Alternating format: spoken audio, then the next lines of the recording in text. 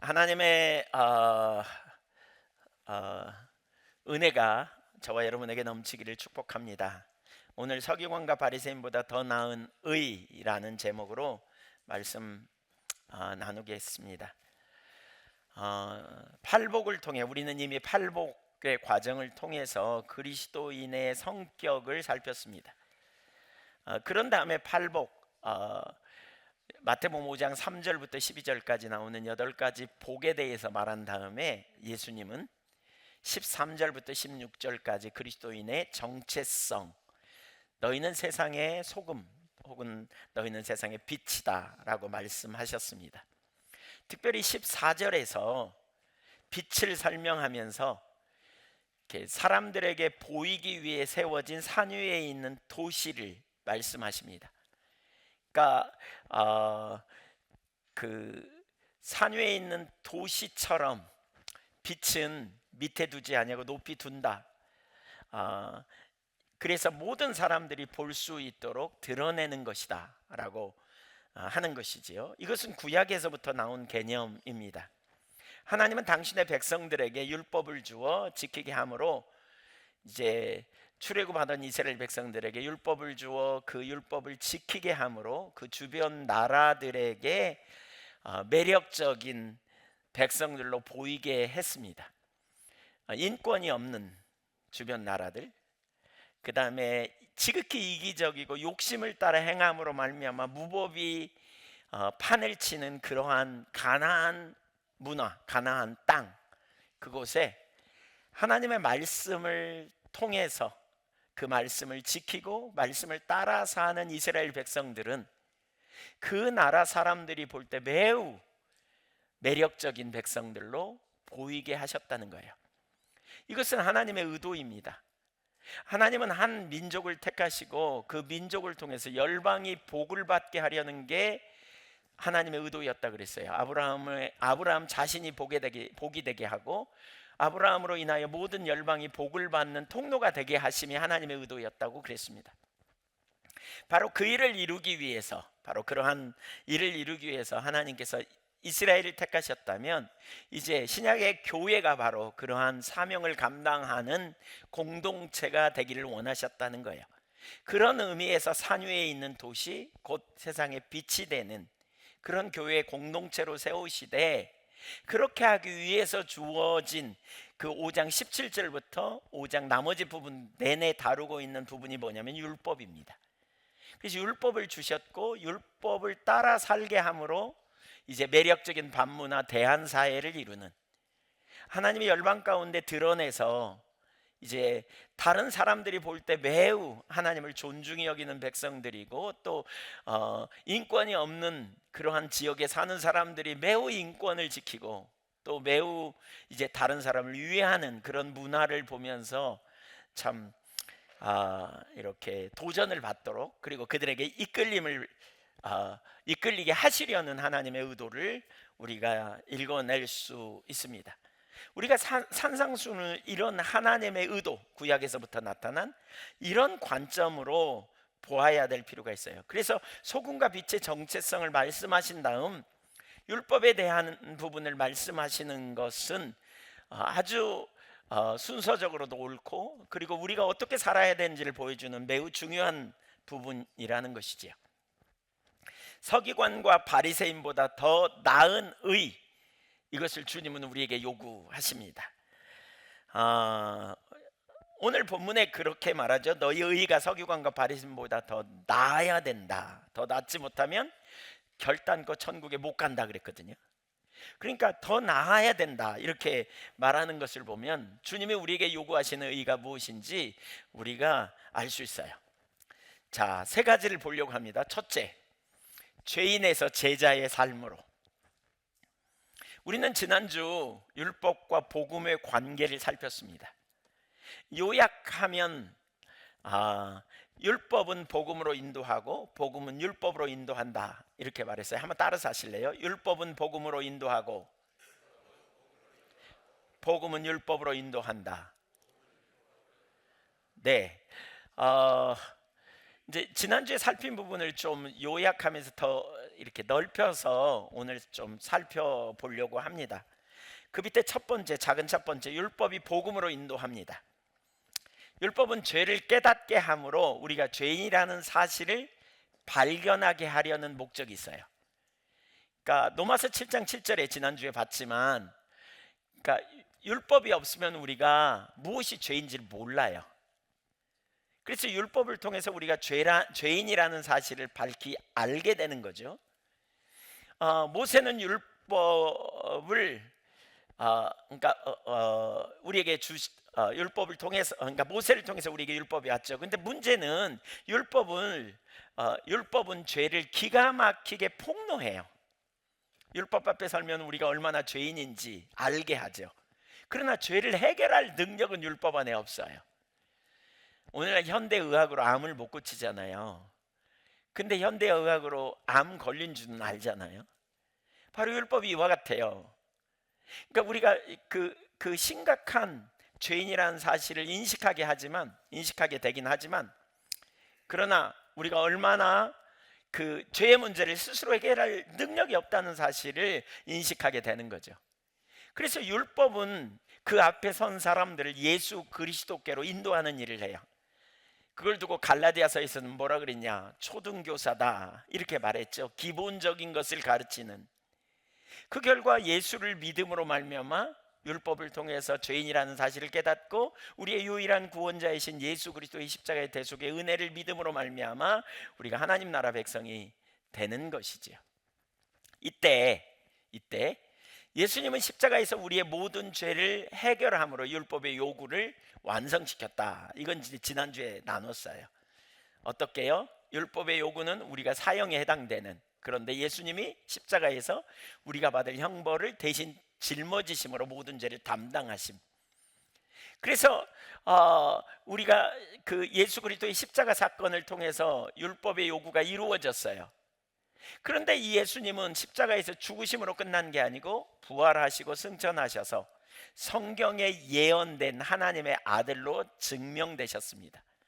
시편 110편 1절에 보면 하나님이, 성부 하나님이 성자 예수님에게, 성자 그리스도에게 너는 내 우편에 네 원수를 너의 발판 삼기까지 앉아 있으라. 그래서 메시아가 와서 온 땅의 통치자가 될 것을 시편 110편 기자는 예언하고 있습니다. 바로 그 일이 성취됐다는 거예요. 초대교회 복음이 뭐냐? 이제 복음이 뭐냐? 여러분 복음하면 뭐가 생각나세요? 복음 뭐가 생각나요? 십자가, 예수 그리스도. 네. 사실 복음이 뭔지 우리가 정확하게 이해할 필요가 있어요. 복음이 뭔지. 복음하면 우리는 많은 경우에 뭘 생각하냐면 십자가의 대속 사건을 생각해요. 근데 이건 복음의 전부가 아니고요, 일부분이에요. 로마서 1장 2절 이하를 읽어보겠습니다. 이게 초대교회, 초대 예루살렘 교회가 고백했던 복음이라고 말하거든요.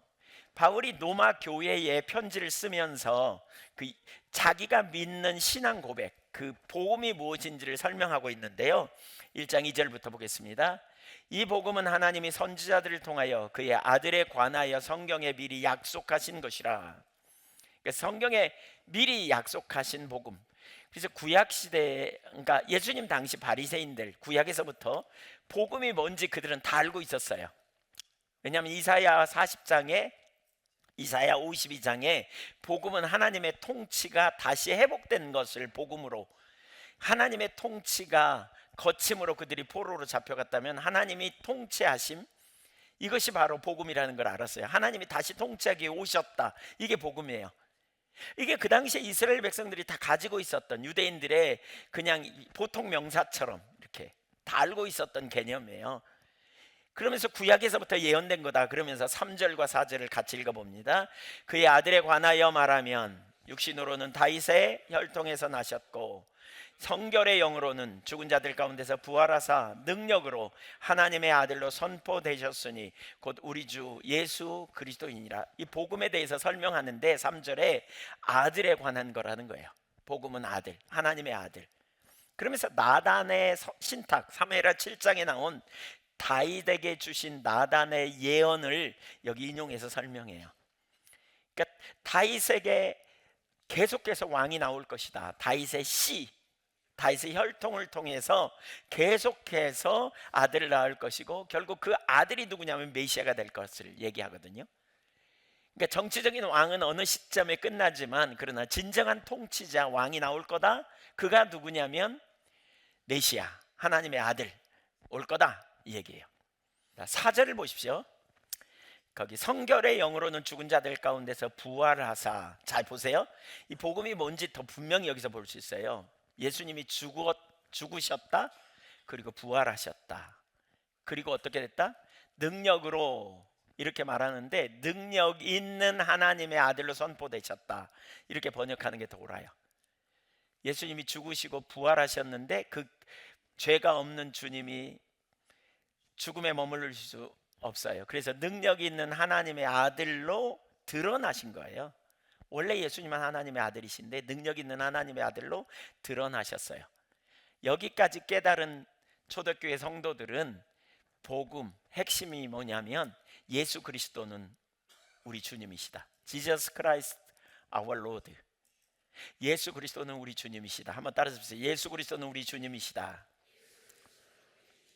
예수 그리스도가 복음인데, 그분은 십자가에 달려 죽으심으로 우리의 죄의 문제를 해결했고, 죄 없으신 그분은 다시 살아나셔서 하늘 보좌 우편에 앉아서 능력 있는 하나님의 아들로 증명되셨는데, 그 하나님의 보좌 우편에서 하늘 아버지의 통치권을 가지고 온 땅을 통치하시는 분이 되셨어요. 그래서 지저스 크라이스트 아워 로드, 우리 주님이 되신 거예요. 예, 능력 있는 하나님의 아들. 그러면서 1장 5절을 보실래요? 그러니까 예수 그리스도가 주되심, 이게 복음이에요. 예수 그리스도가 주되심, 십자가 사건뿐만이 아니라 부활뿐만이 아니라 예수 그리스도가 우리의 주님 되심. 궁극적으로 예수 그리스도를 믿는 건데 주로서 그리스도를 믿는 거예요. 주로서 그리스도를 믿는 것. 여러분, 이게 참 중요해요. 조금 뒤에 더 설명하겠지만 미리 좀 잠깐 언급하면, 우리가 오늘날 복음 그러면 어디로 가냐면요, 예수 그리스도의 십자가 사건에만 초점을 둬요. 물론 당연히 십자가 사건 너무너무 중요해요. 우리 죄의 문제를 해결했으니까. 근데 십자가 사건에만 머물면 무슨 일이 벌어지냐면요, 믿고 구원받았어, 뭐 보통 이렇게 설명하죠. 너 예수 믿어? 모든 사람이 죄를 범했어. 하나님의 아들이 우리를 위하여 죽으셨어. 그 죄인을 구원하기 위해 오셔서 십자가에 달려 죽으셨어. 이제 누구든지 그 예수님이 십자가에 달려 죽으신, 그리고 십자가에 달리신 그분을 믿으면 이제 너 구원받았어. 이렇게 되니까 무슨 일이 벌어지냐면요, 구원받은 이후의 삶이 없어요. 구원받은 이후의 삶. 구원받았으니까 이렇게 생각하면서 이제 난 천국 갈 거야, 이런 확신 가운데 있지만 삶의 실제적인 영역까지는 못 나가요. 그래서 말씀을 행하고 주님을 따라가는 삶은 옵션쯤으로 여겨요. 그러나 복음은 예수 그리스도가 우리의 주님이시라니까요. 예수 그리스도가 우리 주님이시라면 삶이 달라져요. 근본적으로 달라져요. 우리가 어디로 가는 것이 옳은지를 알아요. 바로 다시 말하면 예수 그리스도를 주로서 그리스도로 믿고 우리는 그분과 인격적 관계 맺은 가운데 그분을 따라가는 삶이 복음이에요. 그분을 일상의 삶에서 따라가는 거예요. 모든 삶의 영역에서 그분이 우리의 삶의 주인이 되신다고요. 주인이 되신다고요. 특별히 여러분 생각해 보세요. 예수님이 전했던 메시지, 복음서에서 전했던 핵심 메시지가 뭐죠? 회개하라, 천국이 가까이 왔다. 하나님 나라 복음을 전했어요. 회개하고 복음을 믿으라 그랬는데, 이 복음이 뭐냐? 하나님 나라, 하나님의 통치를 전했어요. 예수님은 오셔서 하나님의 통치 가운데 돌아오라, 이걸 전하셨다면, 예수님이 십자가에 달려 죽으시고 부활하시고 승천하신 다음에 예수님 자신이 바로 그 통치자가 되신 거예요. 그러니까 복음의 메신저였다면 이제 복음의 본질이신 거죠. 예수님 자신이 통치자가 되신 거예요. 그래서 우리가 예수를 믿는다는 건 뭐냐? 바로 예수님을 주로서 믿는 거고요, 그 예수님을 따르는 삶과 연관이 있는 거예요. 이해되십니까? 무슨 말인지 모르겠어요? 네, 아이고 괜히 물어봤다. 자, 조금 더 뒤에 가서 더 자세히 설명하겠습니다. 5절을 우선 한번 볼까요? 로마서 1장 5절. 그로 말미암아 우리가 은혜와 사도의 직분을 받아 그의 이름을 위하여 모든 이방인 중에서 믿어 순종하게 하나니. 바울 사도 자신이 은혜로 말미암아 사도가 됐다. 그러면서 그의 이름을 위하여, 그리스도를 위하여 모든 이방인들을 내게 이 복음을 전해서 믿어 순종하게 하려고, 그 말입니다. 근데 여기 믿어 순종하게 하나니라는 말은 여러 관점으로 해석할 수 있지만 믿음이 곧 순종이라는 동격으로 해석할 수 있어요. 그러니까 동격으로 보는 것이 옳아요. 동격. 이건 이제 다른 부분을 봐도 더 분명히 알 수 있는데 이건 지금 설명할 수 없지만 곧 믿음이 곧 뭐냐? 순종이라는 거예요. 믿음과 순종은 따로 떼려야 될 수 없는. 그래서 로마서 6장 17절 같은 데 보면 믿음이라는 단어가 없어요. 복음을 들음으로 순종하게 하려 함이라 이렇게 표현하고 있어요. 그러니까 믿음과 순종을 따로 분리될 수 있는 게 아니에요. 믿는 게 곧 순종하는 거예요. 다시 말하면 복음을 전함으로 모든 사람이 예수를, 여기서 말하는 복음은 뭐라고요? 십자가의 대속의 교리만이 아니라 그것 당연히 포함되지만 십자가에서 예수님이 죽으셨어요. 우리의 죄를 위해서. 우리는 보통 예수 믿어 그러면 뭘 어떻게 오늘날 그런 게 팽배돼 있어요. 십자가에 내가 죄인이고 십자가에 달린 예수님이 나의 죄를 위하여 죽으셨고 누구든지 이제 자기가 죄인이라는 사실을 깨닫고 예수님을 믿으면 우리도 이제 구원받았다 이렇게 생각하거든요. 근데 더 그 영역에서 마치는 게 아니라는가요? 더 나아가 뭐예요? 부활하신 그분, 그리고 하늘 보좌 우편에서 온 땅의 통치자이신 예수님, 바로 그분이 우리 인생의 주인이 되는 거예요. 주인이 되는 것. 주인이 되는 것. 그분이 우리 인생의 왕이 되는 거예요. 우리는 그분의 통치 가운데 들어가는 거예요. 이 두 차이를 뒤에서 설명하려고 그러는데 잠깐 여기서 설명해 볼게요. 오늘날 많은 사람들이 예수를 믿지만, 그러니까 제가 그 하나님과 지속적 동행에 대해서 많이 설교했잖아요.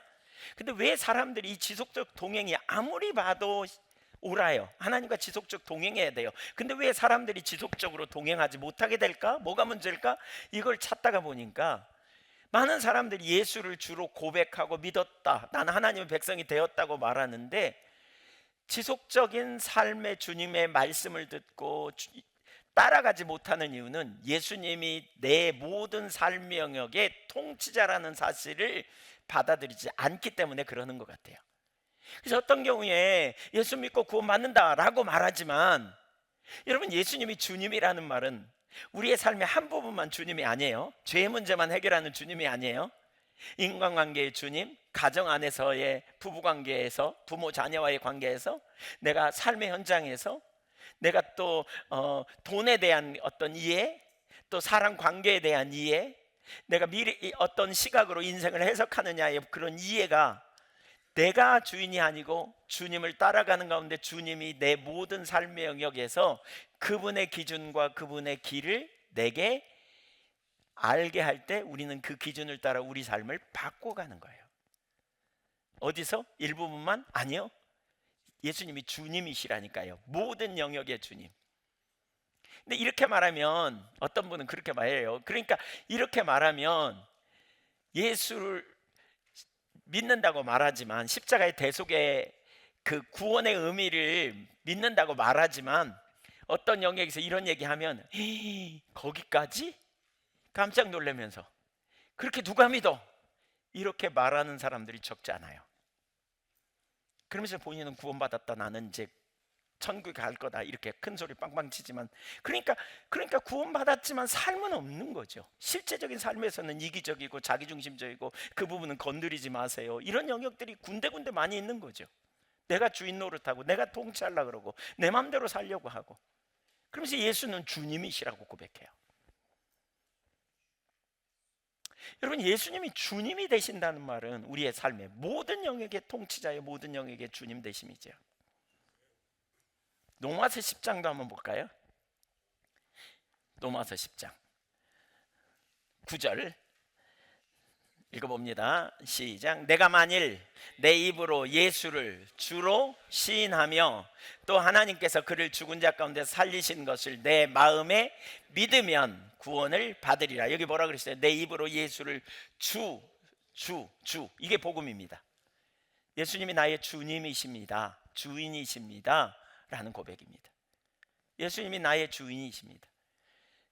제가 세례교육할 때, 세례 문답할 때 꼭 이렇게 묻습니다. 여기까지 묻습니다. 예수님이 당신의 죄를 위하여 십자가에 달려 죽으심을 믿습니까? 당신이 죄인입니까? 예수님을 당신의 죄를 위하여 십자가에 달려 죽으심을 믿음으로 예수님이 당신의 구원자이십니까? 아멘 해요. 그 다음에 더 나가요.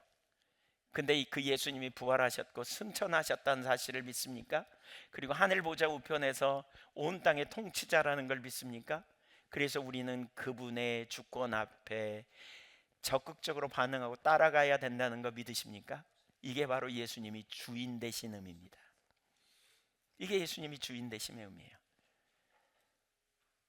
구원받았다고 말하면서 삶에서 어떤 영역에서는 타협하고 어떤 영역에서는 안 하고 어떤 영역에서는 자기 생각대로 하고 좋은 건 하고 싫은 건 안 하고, 이런 사람들을 향해 주님이 그렇게 말할지도 몰라요. 마태복음 7장 21절에 나더러 주여 주여 하는 자마다 다 천국에 갈 것이 아니요 내 아버지의 뜻대로 행하는 자라야 할지니라.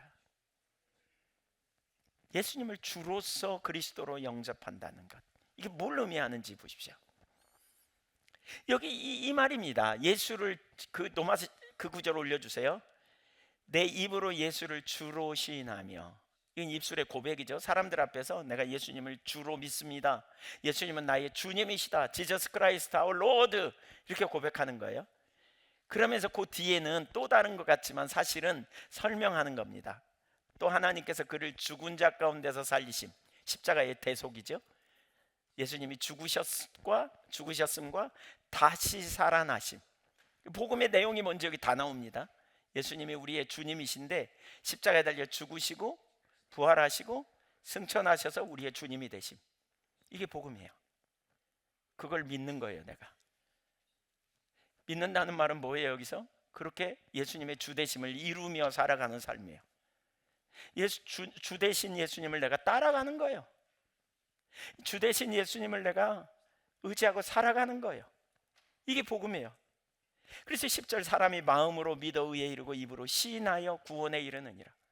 마음으로 이걸 굳게 믿고 입으로 시인하며, 그래서 단순히 고백 정도가 아니에요.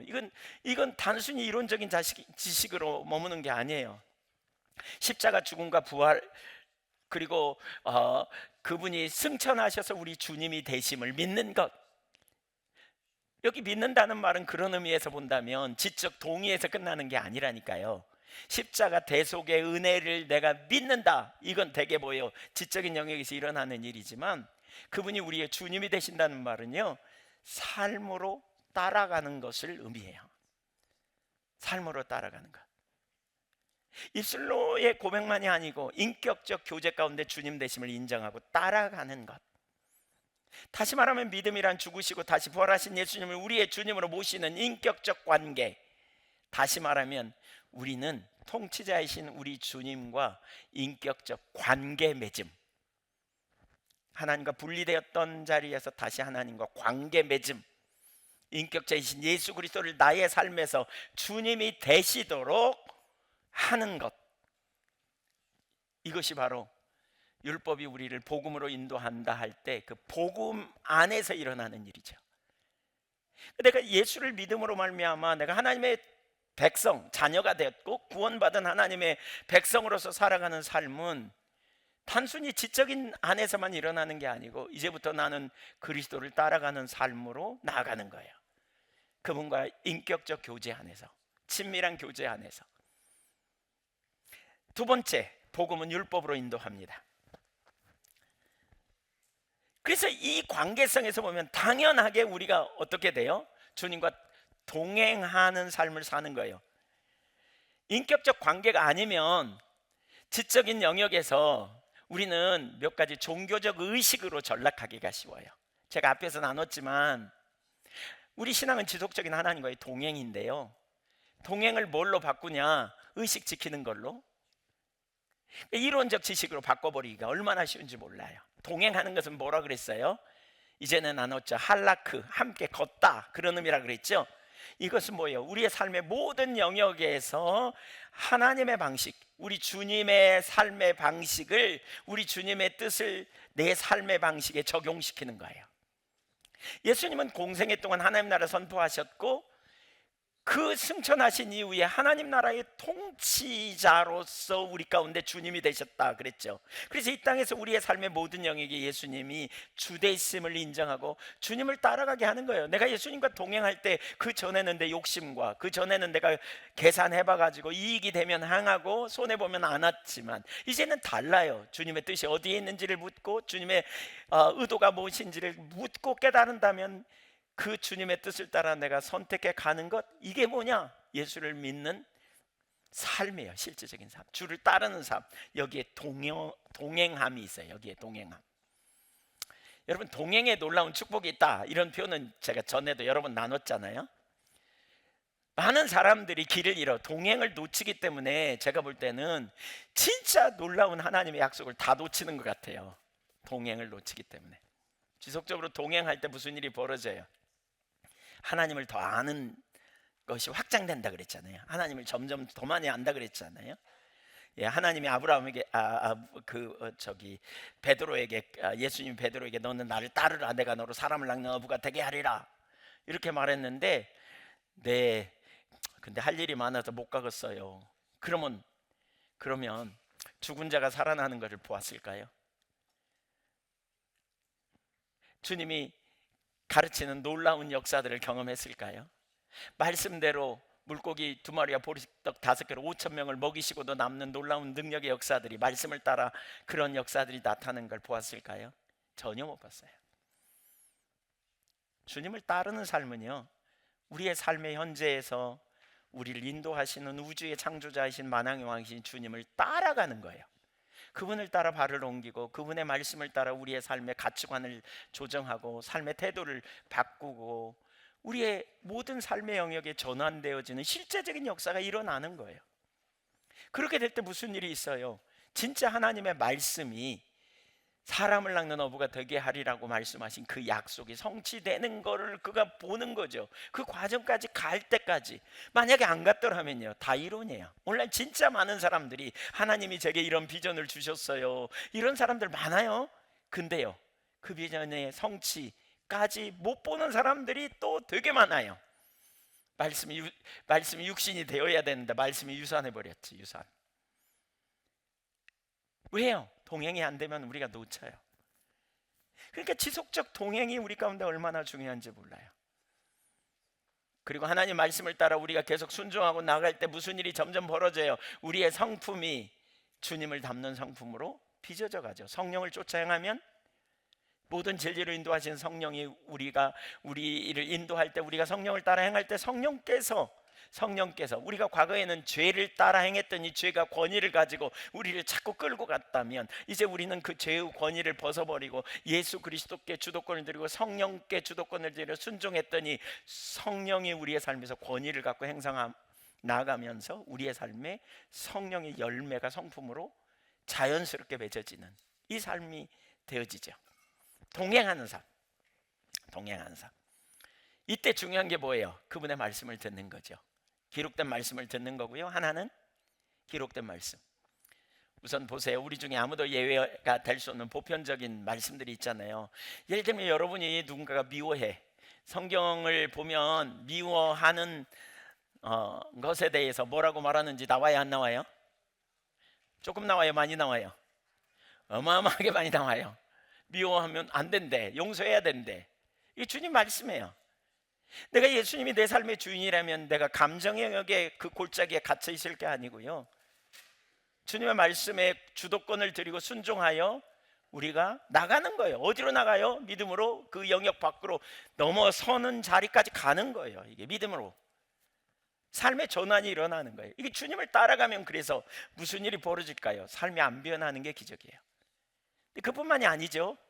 그뿐만이 아니에요.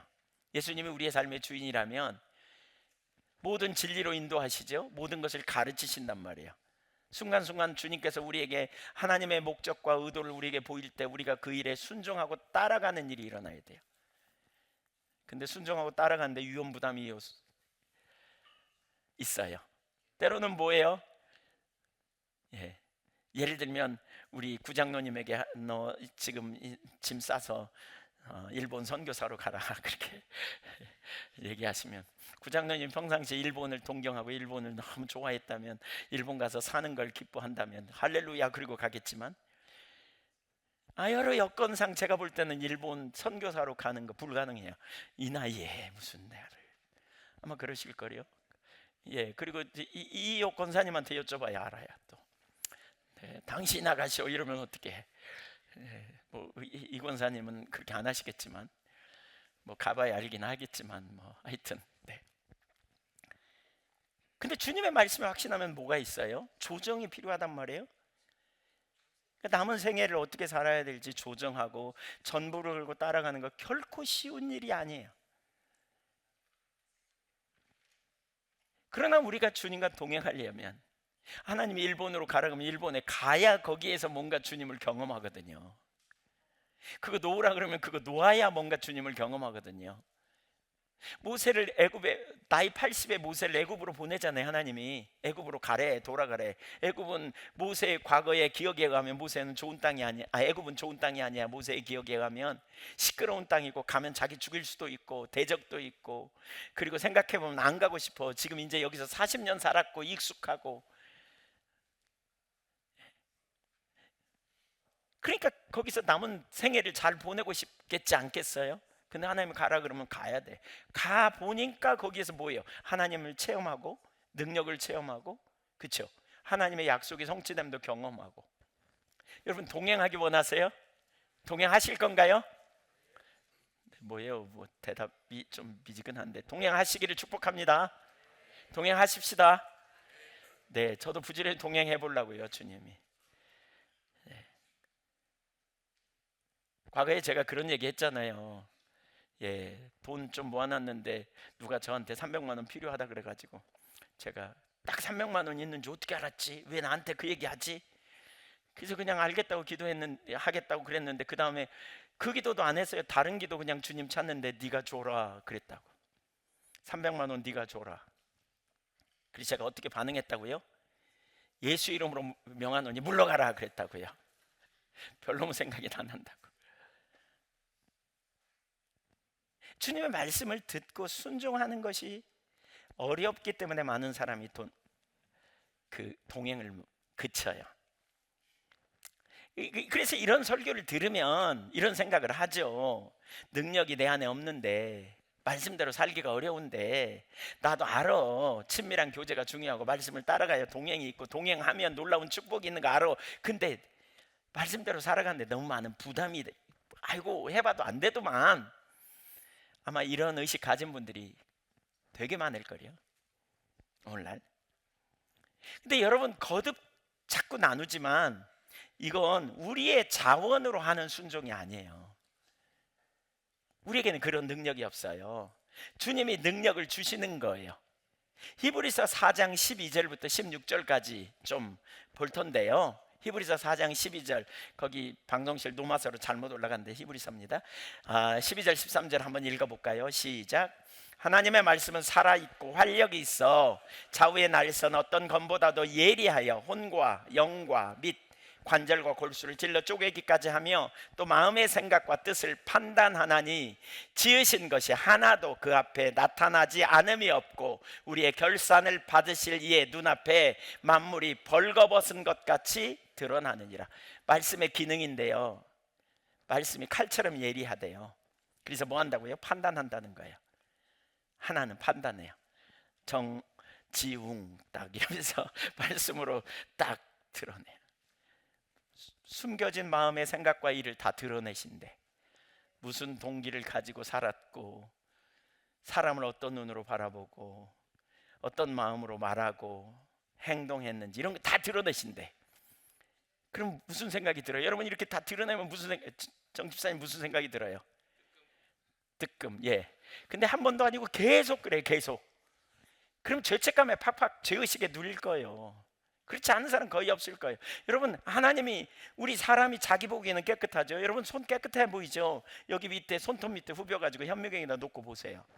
절대 안 깨끗할 거예요. 벌레 하나도 없는 것 같잖아요. 근데 그 밑에 벌레가 있을 수 있어요. 자기 보기에는 사람이 깨끗하지만 하나님의 눈으로 드러내면, 그래서 말씀이 그 일을 해요. 그러니까 어떤 때는 여러분 설교를 듣고 있으면 내가 죄인이라고 자꾸 나를 정죄하는 것 같다, 이런 생각이 들어요. 그러면 뭐 하고 싶어요? 도망가고 싶어요. 안 듣고 싶어요. 피하고 싶어요. 숨고 싶어요. 근데 이때 도망가면 안 돼. 바로 그런 우리를 아시는 주님이 내신 처방이 히브리서 4장 14절인데요 14절 볼까요? 시작. 그러므로 우리에게 큰 대제사장이 계시니 승천하시니 곧 하나님의 아들 예수시라. 우리가 믿는 도리를 굳게 잡을지라. 그러기 때문에 우리에게 큰 대제사장이 계시다. 원래 이스라엘 백성들에게 대제사장은 1년에 한 차례 대속죄일에 이스라엘 백성들의 모든 죄를 속죄받기 위하여 짐승을 잡아가지고 지성소로 들어가거든요. 이때 자칫하면 목숨 걸리는 일이에요. 그래서 대제사장은 매우 큰 역할을 감당해요. 근데 특별히 그 제사는 일회용이에요. 일회용. 1년 후에 또 해야 돼. 그런데 예수님은 친히 자신이 속죄 제물이 되셔서 자신이 제물 되셔가지고 하나님과 우리 사이에 막힌 담을 헐어내셨어요. 이 십자가의 공로로 우리가 의롭게 된 거예요. 이게 십자가의 대속의 교리죠. 그래서 믿는 도리, 이 믿는 교리를 굳게 확신 있게 잡으라, 이렇게 말하고 있어요. 여러분 자신이 죄인임을 깨닫고 실패하고 넘어졌다는 사실을 깨달을 때마다 따라서 보실래요? 그래서 나에게는 예수님이 필요하다. 아멘. 그래서 나는 예수님 없이는 소망이 없다. 그래서 나는 오직 예수 그리스도뿐이다. 주님 없이는 나는 아무런 소망도 없어요. 내가 반복적으로 실패하고 넘어진 내 모습을 볼 때마다 우리 주님의 은혜가 얼마나 크고 놀라운지를 발견하는 이 자리로 나가는 거예요. 이렇게 하라는 거예요. 근데 거기서 끝나지 않아요. 더 나아가요. 그러면서 예수님이 누구인지를 소개하는데 4장 15절 보실래요? 히브리서. 우리에게 있는 대제사장은 우리의 연약함을 동정하지 못하실 리가 아니요 모든 일에 우리와 똑같이 시험을 받으시니로되 죄는 없으시니라. 여기 보면 우리에게 있는 대제사장, 이분이 누구냐? 우리를 위하여 십자가에 자신을 아끼지 않고 내놓으신 그 예수님은 우리의 연약함을 동정하지 못하는 분이 아니다. 그러니까 우리의 연약함을 하나는 아신다. 그리고 반드시 동정하신다. 반드시 동정하시는 분이다. 우리가 연약한 상태로 있는 것을 너무너무 잘 아신다. 어떻게 아시냐? 본인이 이 땅에서 육신을 입고 살아보셨어. 원치 않는 임신으로 태어난 아이, 그쵸? 마른 땅에 나온 줄기처럼 보잘것 없는 형태로 갈릴리 출신, 정말 형편없는 그러한 지역 출신으로, 그리고 자기 땅에 왔지만 아무도 환영받지 못하는 왕따 경험, 사랑하는 제자들로부터 한 번에 버림받는 사건을 경험함, 그 제자 중에 한 사람에 의하여 팔려진 아픔의 경험, 충격적으로 남의 죄를 위하여 대신 죽어야 했던 그 충격. 그러나 죄는 없는 분. 그래서 그분은 안다는 거예요. 어떤 사람들이 이렇게 말해요. 제가 가끔 상담하다 보면 이렇게 제가 듣고만 가만히 있어야 되는데 한마디 어떤 때 하거든요. 그러면 뭐라 그러냐면 금방 삐져요. 이게 눈에 보여. 삐져갖고 뭐라 그러냐면 목사님은 제 사정 몰라요. 그러면서 딱 입을 닫아요. 근데 저는 몰라요, 사실. 근데 우리 주님은 다 아세요. 믿으세요? 우리 주님은 다 아세요. 가장 열악한 환경, 가장 어려운 삶의 현장에서 사셨던 분이에요. 그래서 아신다니까요. 그리고 뭐 하신다고요? 동정하신다고요. 반드시. 우리가 믿는 예수님이 우리를 위하여 죽으실 뿐 아니라 우리를 동정하시는 분, 우리가 처한 환경과 우리가 만난 문제와 우리가 만난 어려움을 다 아시는 분. 그러면서 16절에 보세요. 예수님이 얼마나 우리를 유하시는 분인지, 얼마나 우리 편이신지를 안다면 그 다음에 우리가 취해야 될 자세가 있다는 거죠. 같이 읽어봅니다. 시작. 그러므로 우리는 긍휼하심을 받고 때를 따라 돕는 은혜를 얻기 위하여 은혜의 보좌 앞에 담대히 나갈 것이니라. 그러므로 우리는 담대히 나가라는 거예요. 어린아이가 엄마 품에 뛰어드는 것처럼 담대히 나가래. 담대히 나가래. 확신 갖고 나가라는 말이에요. 무슨 확신이요? 긍휼하심을 받고 때를 따라 돕는 은혜를 주실 확신. 반드시 주님은 우리를 도우시고 우리에게 능력이 되시고 우리에게 지혜가 되시고 우리의 힘이 되시고 우리와 함께 하시며 기가 막힌 처방을 준비하고 계심을 확신하며 나가라는 거예요. 믿으십니까? 여기 때를 따라 돕는 은혜라는 말은, 때를 따라라는 말이 시기적절한 그 말입니다. 그때그때 필요한 은혜. 그때그때 필요한 은혜. 제가 지난주에도 잠깐 언급했지만요, 저는 이걸 깨닫는 것이 정말 관건이라는 생각이 들어요. 이게 십자가 능력으로 사는 삶의 핵심이에요. 그러니까 우리 자원으로 살 수 없기 때문에 하나님의 아들이 오셨고요, 나를 사랑하사 나를 위하여 자기 자신을 버리셨어요. 버리셨어요. 우리 자신을. 갈라디아서 4장 20절이 그거 말하잖아요. 내가 그리스도와 함께 십자가에 못 박혔나니 이제는 내가 사는 것이 아니요 그리스도께서 사신 것이라. 이제 내가 육체 가운데 사는 것은 나를 사랑하사 나를 위하여 자기 자신을 버리신 하나님의 아들을 믿는 믿음 안에서. 근데 여기 재밌는 표현이 있어요. 하나님의 아들을 믿는 믿음이라는 이 단어를 보면, 헬라 원어를 보면 이걸 두 개로 번역할 수 있어요. 그러니까 그 믿음이라는 단어를, 그러니까 하나님의 아들을 믿는 믿음이라는 이 단어를 볼 때, 하나님의 아들이 주어가 되면 하나님의 아들의 믿음으로도 번역할 수도 있어요. 번역하는데 아무 문제가 없어요. 그렇게 번역 얼마든지 가능해요. 그런 구절이 되게 많아요. 로마서 3장 22절 같은 데도 그렇고요. 아들의 믿음. 또 목적으로 번역하면, 하나님의 아들이 목적이라면 아들을 믿는 믿음이라고 이렇게 번역할 수 있어요. 근데 이게 무슨 의미냐면요, 그러니까 만약에 하나님의 아들의 믿음이라는 말은 하나님의 아들의 신실함 이렇게 번역할 수 있거든요. 믿음이라는 단어가 피스토스라는 말로 신실함으로도 번역할 수 있어요. 그러니까 하나님의 아들이 나를 사랑해서 나를 위하여 자기 자신을 내어주셨대. 아들의 신실함 때문에. 누구를 향한 신실함? 하나님을 향한 신실함, 동시에 우리를 향한 신실함. 나를 너무 사랑하셔서 나를 위하여 자기 자신을 내어주신 거예요. 이게 우리를 위하신 하나님의 신실함이에요.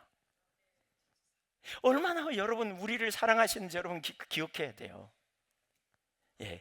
로마서 3장 22절에도 그 비싼 그런 영역을 우리가 볼 수 있는데, 그런 표현들이 되게 많이 나와요.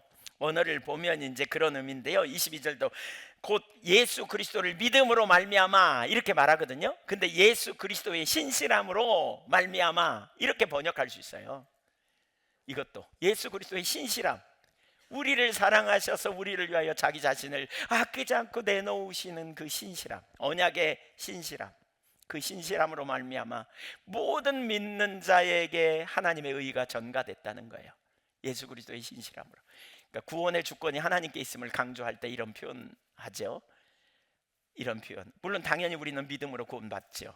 예수 그리스도를 믿음으로. 그 두 가지가 같이 취해야 될 때 우리는 어떻게 돼요? 그분의 신실함과 우리의 믿음이 함께 가는 거예요. 근데 여기서 저는 이걸 읽어내면 좋겠어요. 여러분이 하나님의 아들이 어거지로 죽는 게 아니에요. 우리를 향한 사랑 때문에 죽으신 거예요. 자기 자신을 내놓은 것이라니까요. 죄송해요. 우리 자신이라 그래서 안 하다 보면 하나님이 여러분 한 분을 위해서 죽으신 거예요. 신실함으로 자신을 내어주신 거예요. 그 사랑을 믿으시기 바랍니다. 그래서 우리는 긍휼하심을 받는 확신을 가지라는 거예요. 그래서 우리는 때를 따라 돕는 은혜를 주실 것을 확신하라는 거예요. 그러면서 은혜의 보좌 앞에 확신 가지고 나가라는 거예요. 엄마 줘 그러잖아요. 엄마 줘. 여러분 우리 학생들이, 자녀들이 그러죠. 아빠 돈 그러잖아요. 엄마 돈 그러잖아요. 저희 자녀들이 와서 돈 그래요. 그래서 돈 줘 이러면서 학교 가기 전에. 그래서 제가 그러죠. 너 맡겨놨냐? 그래. 맡겨놓은 것처럼 달래. 왜요? 줄 걸 확신하고 줘야 될 의무가 있는 것을 알아요. 애들이. 이거 언약 관계예요. 여러분, 주님이 우리에게 필요한 순간에 능력을 주실까요? 안 주실까요? 안 믿어요? 이걸 뛰어넘자니까요. 이 확신을 우리가 갖는 게 얼마나 중요한지 몰라요. 이렇게 물어볼까요? 우리 부모님들 대답해 보세요. 여러분의 자녀에게 필요한 걸 줘요, 안 줘요? 그럼 하늘 아버지가 여러분에게 필요한 걸 주실까요, 안 주실까요? 주세요. 거꾸로 적용하면 똑같아요. 어쩌면 그 이상이에요. 주님은 내가 잘 살기 위해서 주님 길을 알려달라고, 주님 전략을 달라고, 주님 지혜를 내게 달라고. 주님이 주실까요? 말할 필요가 없어요. 저는 이 비밀을 깨달은 다음에 사실 개인적으로 굉장히 놀라운 삶이 제 삶에 주어지는 것 같아요. 어제도 누군가 통화했는데, 제가 잘 기억이 안 나요. 통화했는데 저한테 그러더라고요. 목사님 참 대단하다고. 우리는 좀만 일해도 피곤한데 목사님 어쩜 그러냐고. 누가 대화하면서 그랬나? 하여튼 그러세요. 근데 제가 그 말을 듣고 가만히 생각해 보니까 엄청 바쁘거든요. 근데 설교하거나 집회하거나 나눌 때 제가 힘이 어디서 나오는지 모르겠어요. 제가 한의사들이 제 맥을 짚으면요, 훨씬 다른 사람보다 조금 든대요. 그러니까 짚어보고는 그러더라고요. 어렸을 때 되게 많이 아팠냐고.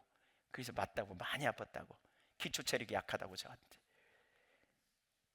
근데 제가 지금 보내는 시간, 만나는 사람들 생각하면 되게 많거든요. 뭐 저보다 훨씬 바쁜 사람도 있긴 하지만, 근데 그럼에도 불구하고 이렇게 할 수 있는 게 뭐냐? 전적인 하나님의 은혜예요. 어떤 데 설교 준비 뭘 해야 될지 전혀 모르는 그런 상황에도 하나님이 말씀하시면 찾고 구하지만 믿음으로 설 때 하나님께서 얼마나 놀랍게 함께 하시는지 몰라요. 제가 가진 능력이 아니라니까요. 여러분, 그게 아니라니까요. 이번에도 오늘 교회 집회하고 왔는데 그런 메시지를, 문자를 보냈어요. 어느 분이 어디서도 들을 수 없는 말씀을 듣게 해주셔서 감사하다고. 누가 하셨어요? 완전히 하나님의 은혜예요. 어떤 분이 오셔서 치유됐다고. 지난번 그 예수제자학교 가서 할 때 그분이 어렴풋이 기억나더라고요. 막 소리 지르면서 막 했거든요. 근데 자기 질병이 치유됐다고. 갑상선인가 그때 어느 부분이 치유돼 버렸대요. 그날. 누가 하신 거예요? 하나님이 하신 거예요. 가지고 있어요? 아니요. 아무것도 없어요. 저 아무것도 없어요. 어떤 사람은 제가 기도하면 나을 줄 알아요.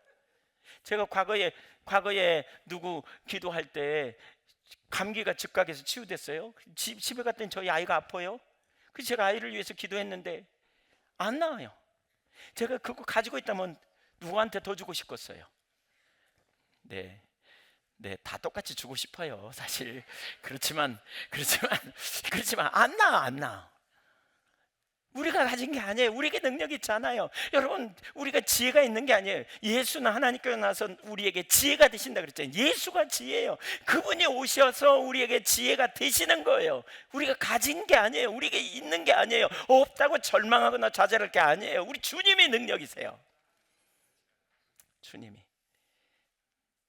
우리는 세상을 살아가면서 한계를 만나는 게 지극히 당연해요. 육신을 가지고 있기 때문에 문제를 우리는 수없이 만나고 어려움을 수없이 만나요. 그러나 우리는 우겨쌈을 당하지 않아요. 낙심하지 않아요. 왜냐하면 우리 주님이 우리와 함께 하시고, 주님이 우리에게 길이 되시고 지혜가 되시고 능력이 되시고 우리의 피난처가 되시고 우리의 공급자가 되실 것을 알기 때문에 그런 거죠. 긍휼하심을 받고 힘을 얻기 위하여 때를 따라 돕는 은혜의 자리에 담대히 나아갈 수 있기를 축복합니다. 여러분, 동행하는 삶이 어렵다고요? 동행하는 삶이 어려운 이유는 말씀 듣고 순종이 어려워서 그런다, 이런 표현 되게 많이 하거든요. 말씀 듣고 순종하는 게 어려운 이유는요, 내 힘으로 하려고 그러는 거예요. 우리 안에 답이 없어요. 그래서 우리 주님이 오셨어요. 지혜가 없어요. 주님이 오셨어요. 제가 진짜 제 마음에 오늘 예배 시간에도 그런 마음이 확 생기더라고요. 진짜 돕고 싶거든요. 진짜 잘 세워주고 싶거든요. 이렇게 하면 뭐 내게 돌아올 대가 이런 게 아니고, 하나님 나라 백성으로서 진짜 한 분 한 분이 잘 세워지면, 어린아이 때부터 잘 도울 수 있다면, 누군가를 어떤 가정을 도울 수 있다면, 조금 대화를 통해서 이혼하는 가정, 이혼을 중단하고 돌아섰다는 게 얼마나 놀랍습니까? 야, 이게 너무 참 신나는 일인데. 근데 능력이 내게 없어요. 우리가 능력을 가졌다면 얼마든지 하죠. 우리 능력으로 하는 게 아니에요. 주님이 그 일을 하기를 원하시고, 주님이 그렇게 순종하고 따라가는 저와 여러분을 통해 그 일을 이루실 줄로 믿으시기 바랍니다. 따라서 하나님의 자원으로 삽시다. 하나님의 자원이에요. 이게 하나님 자원. 하나님 자원. 하나님의 창고는 마르지 않아요.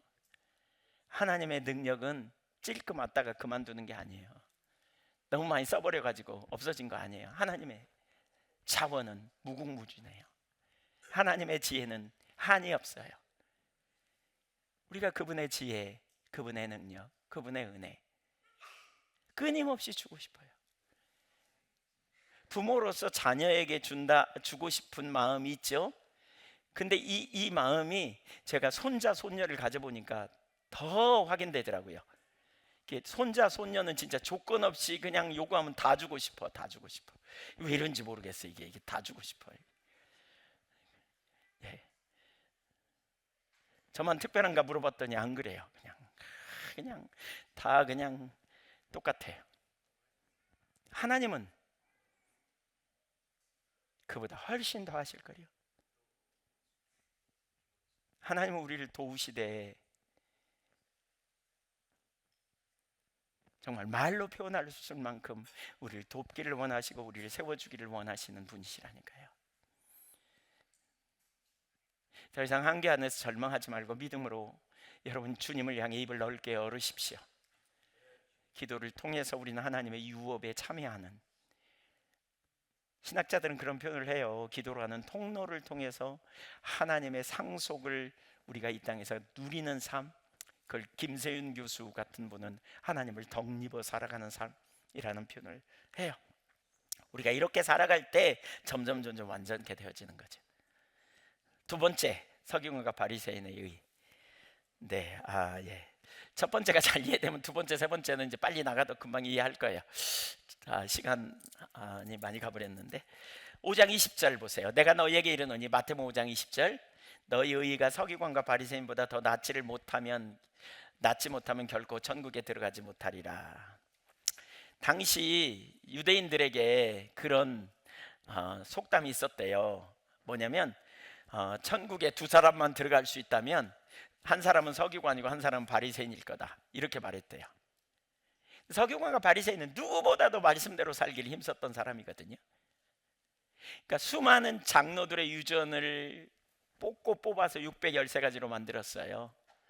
하지 말라는 계명 365가지, 이렇게 하라 248가지. 그래서 613가지를 가지고 지키려고 했었어요.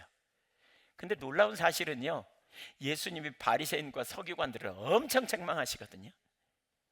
마태복음 23장 25절에 보면, 화 있을진저 외식하는 서기관들과 바리새인들이여, 잔과 대접의 겉은 깨끗이 하되 그 안엔 탐욕과 방탕으로 가득하게 된다. 독사의 자식들아, 막 이렇게 표현하잖아요. 막 예수님이. 왜 예수님이 그들을 강력하게 그렇게 책망하셨을까라는 거예요. 뭐가 문제인가? 사실 서기관과 바리새인들이 가진 의의는요, 두 가지 부분에서 생각해 볼 수 있는데, 하나는 내면적 의의가 아니라 외면적 형식적인 의의였어요. 외면적 형식적인 의의. 그러니까 마음을 아시는 하나님 앞에서의 의로운 삶을 추구하기보다는 일정한 의식을 잘 지키고 어떤 정결의식을 잘 지키는, 안식일을 지키는 이런 데 주로 초점이 있었단 말이에요. 외면적인, 여기에 주로. 그래서 마태복음 23장 25절 이하에 아까 봤었는데 26절 좀 볼까요? 26절, 눈먼 바리새인이여, 너는 먼저 안을 깨끗이 하라. 그리하면 겉도 깨끗하리라. 27절 화이실진저 외식하는 서기관들과 바리새인들이여 회칠한 무덤 같으니 겉으로는 아름답게 보이나 그 안에는 죽은 사람의 뼈와 모든 더러운 것이 가득하도다. 28절 이와 같이 너희도 겉으로는 사람에게 옳게 보이되 안으로는 외식과 불법이 가득하도다. 바리새인들의 상태가 어땠는지 아시겠죠? 겉모습은 매우 거룩했어. 근데 하나님은 중심을 보시거든요. 그러니까 중심을 볼 때 너희는 탐욕과 탐심이 가득하고 온갖 불의와 불법이 가득하다 그러면서 강력하게 책망해요. 그 당시에 사람들이 뭐라 그랬다고요? 천국에 갈 수 있는 두 사람이 있다면 그만큼 그들은 율법을 잘 지키는 사람들이었는데 주님은 그들을 강력하게 책망해요. 왜냐하면 외형적인 것이 아니라 내면의 문제가 잘못되어 있다는 거예요. 그래서 마태복음 23장 3절을 보면 그들이 말하는 바는 행하고 지키되 그들이 하는 행위는 본받지 말라 이렇게 표현합니다. 바리새인의 의의 문제가 뭐냐면 외형적인 데만 초점을 뒀습니다. 내면의 문제는 무관심했어요. 그러니까 그런 부분을 소홀히 한 거죠. 두 번째, 바리새인의 의는 도덕적 의가 아니라 의식적 의였습니다. 의식을 잘 지키는 걸 의로 여겼어요. 도덕적이고 윤리적인 의로움을 추구하지 않았습니다. 그러니까 바리새인들과 서기관들이 예수님을 많이 대적했잖아요. 자꾸 시비 걸었잖아요. 그때 되게 이제 그때 두 가지예요. 크게 말하면 두 가지. 하나는 뭐냐면 정결법이에요. 정결법. 손 안 씻고 밥 먹었다고 뭐 이런 얘기하고 또 대접에 겉을 닦는 일은 좋아하지만 이렇게 이제 그런데 이제 초점을 주로 맞추는 거죠. 정결하고 거룩하고 뭐 이런데 또 하나는 뭐냐면 안식일법이에요. 안식일법. 그래서 그들은 장로들의 전통을 지키기 위해 손을 씻지 않고 음식 먹지 않고요. 시장에 돌아와 가지고는 물을 뿌리는 일도 하고요. 그 외에도 잔과 주벌과 녹그릇을 깨끗이 씻었어요. 또 안식일을 지킨다는 구실로 예수님이 안식일날 병자 치유하실 때마다 시비 걸었죠. 안식일날 예수님의 제자들이 밀 이삭을 비벼서 먹는 것 때문에도 시비 걸었죠.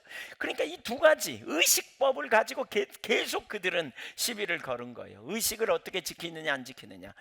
정작 그들이 버린 게 뭐냐면 본질이에요. 본질. 예를 들면 마태복음 23장 23절을 보세요. 23절 시작. 네, 올라오나요? 마태복음 23장 23절. 죄송합니다. 지금 폭폭 뛰어가거든요. 시간이 없어서. 시작. 화 있을진저 외식하는 서기관들과 바리새인들이여 너희가 박하와 회양과 근체의 11조는 들이되 율법에 더 중한 바 정의와 긍휼과 믿음은 버렸도다. 그러나 이것도 행하고 저것도 버리지 말아야 할지니라. 이거 보세요. 박하와 회양과 근체, 이건 채소입니다. 채소의 11조를 드렸대요. 채소를 11조 드리라는 말은 성경에 없는데도 이런 것까지 11조를 드렸대요. 그런데 더 중한 바, 율법에 더 중한 바 본질이 얘기하는 거예요. 뭐예요? 정의와 긍휼과 믿음은 버렸다는 거예요. 그래서 주님 뭐라 그래요? 이것도 행하고 저것도 버리지 말아야 된다. 둘 다 중요하다는 거예요. 의식이 중요하지만 거기에 본질이 담겨져 있지 않으면 의미가 없어요. 그렇다고 본질만 추구한다고 의식을 버려서도 안 된다는 거예요. 이 두 가지가 다 중요하다는 거예요. 근데 여기 본질은 뭐예요? 정의예요. 정의. 하나님은 공의를 원해요. 여러분, 성경이 말하는 예수님이 말씀하신 가장 크고 첫째 되는 계명이 뭐예요? 하나님 사랑. 마음을 다하고 성품을 다하고 뜻을 다해 주 너희 하나님을 사랑하라. 마태복음 마태복음 몇 장이에요? 22장 37절 이하에 성품을 다해 하나님 사랑하라. 그리고 내 이웃을 내 몸처럼 사랑하라 그랬어요. 그러니까 이게 사랑의 핵심이에요. 인격적 관계 안에서 이런 사랑의 핵심적 요소를 가지고 뭐하라? 하나님을 사랑하고 이웃을 사랑하는 거예요. 이건 몇 가지 행위를 하냐 안 하냐의 문제가 아니에요. 본질적인 문제예요. 바리새인의 문제가 뭐였는지, 그들의 문제가 뭐였는지 그들은 본질적인 문제는 다루지 않았어요. 자, 그러면 마지막 세 번째로 결론입니다. 결론이면서 마지막입니다. 서기관과 바리새인들의 근본적인 문제가 뭐였는가를 봐야 합니다. 서기관과 바리새인들의 문제가 뭐냐? 의식과 본질의 관계를 이해할 필요가 있어요. 마태복음 15장 7절, 8절, 9절에 보면 그들의 문제가 뭔지 금방 알 수 있어요. 마태복음 15장 7절 8절 9절 시작. 외식하는 자들아, 이사야가 너희에 관하여 잘 예언하였도다. 일러스되 이 백성이 입술로는 나를 공경하되 마음은 내게서 멀도다. 사람의 계명으로 교훈을 삼아 가르치니 나를 헛되이 경배하는도다 하였느니라 하시고. 무슨 얘기인지 아시죠? 이사야 시대 이스라엘 백성들이 타락했다. 그러니까 그 당시에 종교 지도자들, 바리새인들, 서기관들이 형식적인 예배에 전락해 있는 것을 강력하게 책망하면서 이사야 시대 예배를 지금 끌어들이면서 얘기해요. 이사야 시대 형식적인 예배, 마음이 없이 드리는 입술뿐인 바로 그런 예배를 너희도 지금 똑같이 드리고 있다? 그 얘기예요. 그 얘기. 예배의 본질이 뭔지 이 얘기를 우리가 기억해야 돼요. 다시 왜 이제 좀 돌아가서 간단하게, 이전에 많이 설명했으니까 간단히 설명해도 할 거예요. 출애굽기 19장 4절부터 6절을 보면 하나님은 처음부터 인격적 관계를 원하셨다 그랬죠. 그렇죠? 예, 내가 너희를 애굽에서 400년 동안 종살이한 너희를 불가능한 상황에서 구원해 냈어. 그리고 광야에서 독수리 날개로 업어서 인도했어. 세심하게 인도했어. 그러면서 누구에게 인도했다고요? 내게로 인도하였음을, 내게 하나님께로 인도하였음을 너희가 보았다. 그러죠? 하나님께 인도하였다. 그래서 5절에 보면 이렇게 너희가 내 말을 잘 듣고 언약을 지켜. 인격적 관계, 하나님과의 관계를 지키는 거예요. 그 관계의 핵심은 뭐냐? 그분의 말씀을 듣는 거예요. 그게 언약을 지키는 비결이에요. 언약의 약속 아래 사는 삶의 비결이에요. 이게 내 말을 듣고 언약을 지키면, 그 다음에 뭐예요? 내 소유가 되겠고, 6절에 보면 되며 되리라 그랬어요. 되겠다는 거예요. 이 언약 아래 있으면. 그러니까 자기가 언제 변하는지도 잘 모르게 주님과 언약 관계 안에서 동행하는 삶을 살다 보면 변해 있어. 안 변하는 게 기적이에요. 내가 바꾸려고 노력해서 되는 게 아니에요. 이 주님과의 사랑의 교제 안에, 인격적 교제 안에 우리는 지속적으로 주님을 기쁘시게 하는 삶을 믿음으로 선택해 가다 보면 변한다는 거예요. 그런 다음에 성막을 지으라 그러잖아요. 아시죠? 25장부터 40장까지 성막 짓는 장면이 나오는데 29장 42절 43절에 보면 성막의 가장 중요한 요소가 예배라 그랬죠. 제사. 거기서 뭐예요? 회막문에서 늘 드릴 번제, 내가 거기서 너희와 만나고 그랬어요. 그러니까 의식이에요. 이게 제사가 의식이에요. 의식, 그 자리에. 그러니까 우리가 의식도 버리면 안 돼요. 여러분, 의식도 중요해요. 왜냐하면 거기서 만나자 그러면 그리 가야 돼요. 딴 데 가면 못 만나요. 거기서 너희와 만나고 너에게 뭐라리라? 말하리라. 그러니까 만남은 뭐냐? 주님의 말씀을 듣는 거예요. 주님의 말씀을 듣는 것. 그렇게 될 때 43절에 내 영광으로 말미암아 회막이 거룩하게 될지라. 하나님을 만나는 사건 자체가 하나님의 영광을 경험한 사건이에요. 하나님과 만남이 있는 예배, 이게 있어야 우리가 살아요. 그러니까 지난주에도 이 부분 잠깐 언급했죠. 예배에 성공해야 된다. 예배에 성공해야 된다. 무슨 얘기예요? 예배당에 왔어요. 어떻게, 뭐하러 왔어요? 뭐하러 왔어요? 하나님께 예배하러 왔지요. 근데 예배에 대한 이해가 잘못되면 뭐예요? 자리 지키고 앉는 게, 순서를 지키는 게 예배라고 생각해요. 아니에요. 그거 아니에요. 그러니까 많은 사람이 그냥 이 자리 지키되 정성을 들여서 그냥 좀 그냥 경건하게 앉아 있는 것을 예배라고 생각해요. 그거 아니에요. 인격제 대신 하나님이 예배를 통해 우리와 만나기 원하는 거예요. 그래서 우리는 그분께 찬사를 드리고 신앙 고백을 하고 그랬어요. 그러면서 우리는 이제 설교를 통해 그분의 말씀을 듣는 거예요. 성경을 통해 그분의 말씀을 성령의 조명으로 내게 주시는 음성으로 듣는 거예요. 이런 거죠. 오늘 설교를 듣다 보니까 하나님은 진짜 나를 어마어마하게 유하시는 분이구나, 이게 깨달아졌다면 하나님이 그런 거예요. 자기 계시한 거예요. 야, 나는 너를 얼마나 유한 줄 알아? 이 자기 계시로 여러분이 받아들여져야 여러분의 지식이 돼요. 하나님이 설교를 통해 내가 그거 그렇게 살고 있는데 다르게 살라 그러는데, 이런 게 깨달아지면 이런 얘기예요. 야야, 너 다른 사람 말고 너 그렇게 살아야 돼. 우리 주님이 그렇게 말씀하시는 음성으로 받아줘야 바뀌어요. 그렇게 안 받으면요, 오늘 설교 시간에 이렇게 살아야 되겠다는 생각이 들던데, 그러고 말아. 근데 우주를 창조하신 하나님이 내게 말씀하셨다? 너 바로 너야. 성경을 읽어보면 하나님의 사람들은 다 그렇게 하나님이 자기에게 말씀하셨다는 사실을 알았기 때문에 전부를 걸고 바뀐 거거든요. 두리뭉실하게 그냥 그렇게 살아야 되나? 이런 정도로는 안 바뀌어요, 여러분.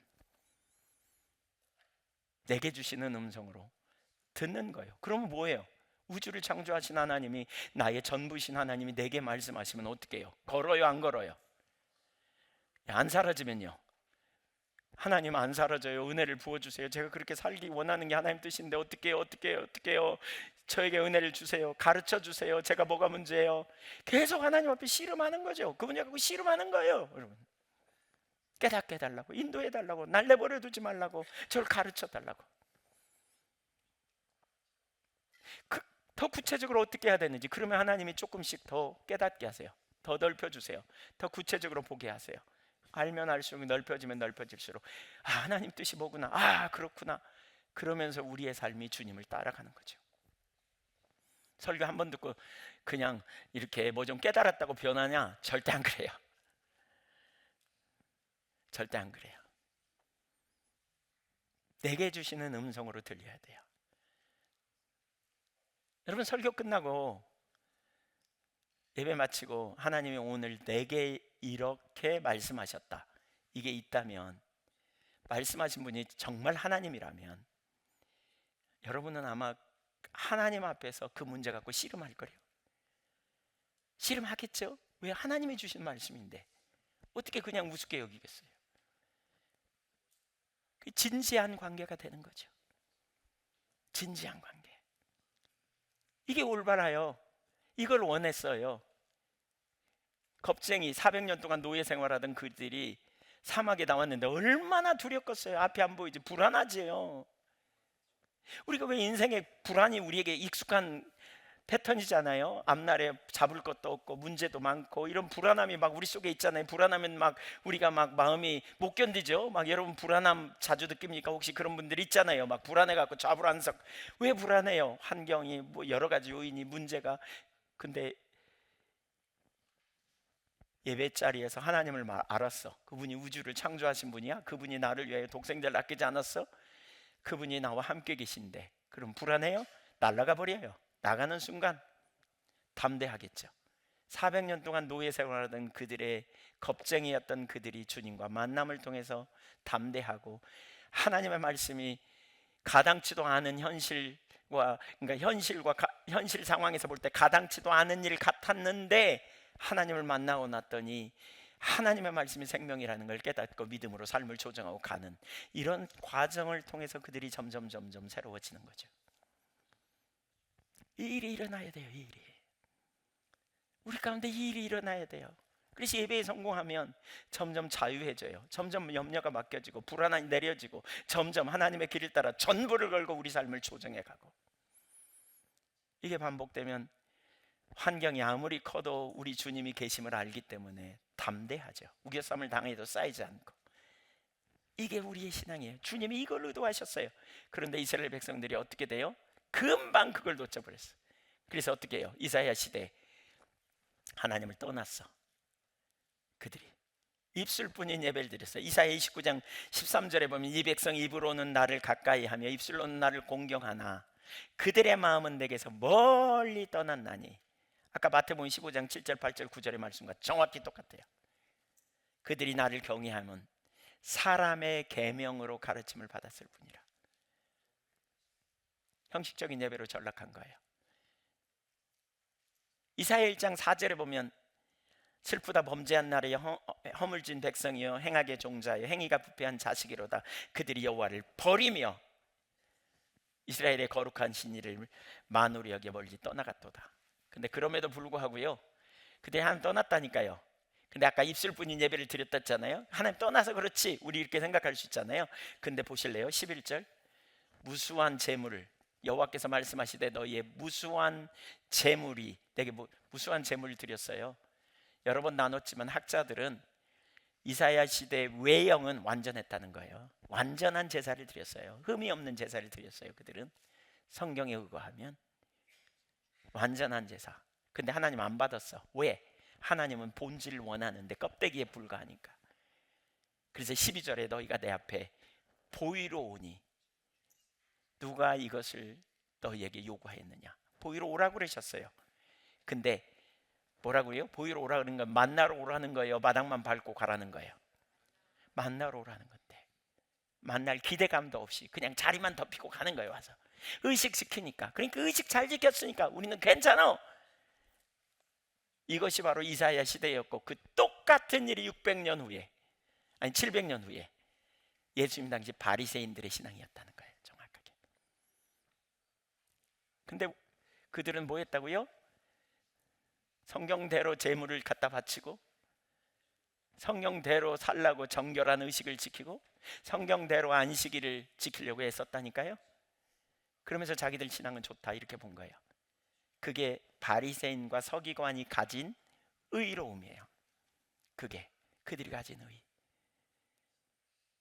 그러면서 자부심을 가졌어요.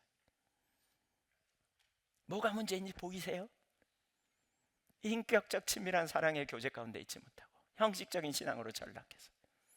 주님은 친밀한 교제를 원하시는데, 동행을 원하시는데 몇 가지 의식 잘 지킴으로 자기들은 잘하고 있다고 착각하는 자리에서는, 그러니까 주님의 말씀에도 전혀 못 알아듣는 거죠. 그 말씀의 의미를. 예수님이 우리의 주님 되심. 제가 왜 이렇게 동행이 중요한데 왜 동행이 중단됐을까 이런 생각했댔잖아요. 왜 동행이 중단됐을까?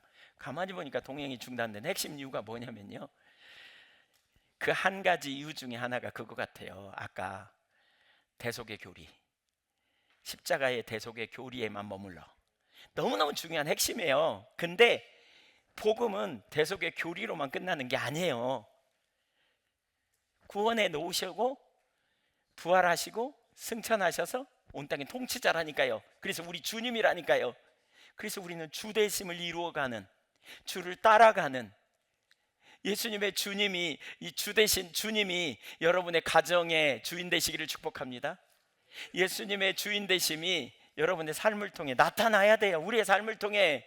내가 어떤 일을 결정할 때 예수님의 주님 되심을 나타내는 삶, 이게 바로 제자의 삶이에요. 이게 우리의 삶이어야 되고, 이게 인격적 교제 안에서. 그래서 매일매일 우리가 주님과 동행하며 매일매일 주님과 함께하며 주님의 영광을 드러내는 그 삶으로 주님이 저와 여러분을 부르고 계시다는 거죠. 이 자리에 저와 여러분이 설 수 있기를 소망합니다. 아멘. 네, 우리 같이 기도하겠습니다.